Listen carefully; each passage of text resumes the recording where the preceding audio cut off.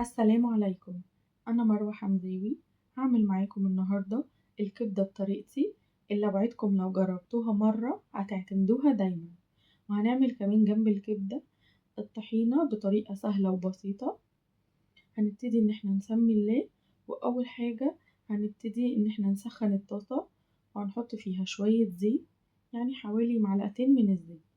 بعد كده هننزل ببصلة متقطعة شرايح رفيعة. هنبتدي إن احنا نحمر البصلة لحد ما تدبل ولونها يصفر. بعدها هنقطع حوالي من 4 ل5 وحدات من الفلفل الرومي.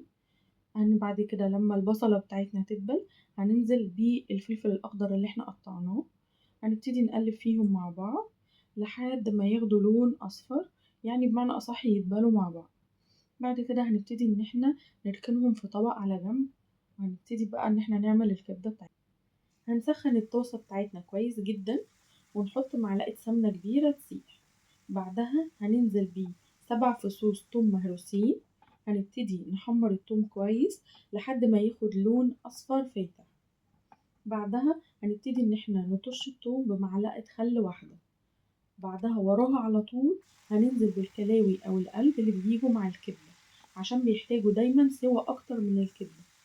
دي نقطة مهمة جدا، علشان ما نجيش واحنا بناكل الكبدة نلاقي ان في قطعة فيها ناشفة او بتشد في الاكل. الخطوة دي مهمة علشان نلاقي الكبدة بتاعتنا كلها مستوية نفس السوا.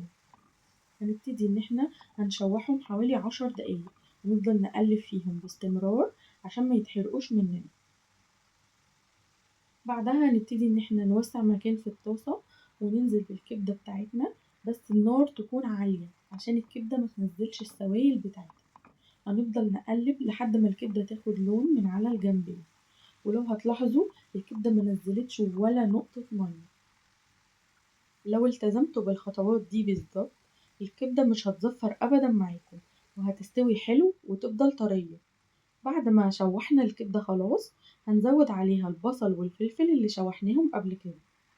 هنبتدي ان احنا نضيف لهم معلقتين خل وعصير ليمون. اخر حاجة هنزود التوابل بتاعتنا، عبارة عن معلقة من الكمون، نص معلقة فلفل اسود، نص معلقة كزبرة، ونص معلقة ملح. طبعا المعالق دي كلها معلقة صغيرة. بعد كده هنبتدي ان احنا نقلب الكبدة كويس جدا مع التوابل. وبكده خلاص خلصنا الكبدة بتاعتنا وبقت جاهزة. اخر حاجة هنعمل الطحينة بتاعتنا. هنجيب معلقتين كبار من الطحينة، هنزود لها شوية زيت عشان نفكها. نبتدي ان احنا نفكها بالشوكة لحد ما تبقى سايلة شوية. بعدها هنبتدي نزود عصير ليمونة ومعلقة من الخل.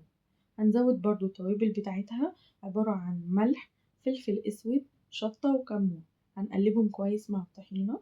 اخر حاجة هنبتدي ان احنا نزود فص ثوم مهروس ونقلبه برضو معاهم. بعدها هنبتدي ان احنا نخفف الطحينة بالمية شوية بشوية لحد ما نوصل للقوام المظبوط للطحينة. وبكده خلاص الطحينة بقت جاهزة ان احنا نقدمها مع الكبدة. وبكده خلاص الكبدة بتاعتنا بقت جاهزة، وريحتها جايبة اخر الدنيا، وطعمها تحفة. جربوها بطريقتي، صدقوني دي هتكون اجمل مرة تعملوا فيها الكبدة. وهنقدم معاها كمان الطحينة، وبألف هنا.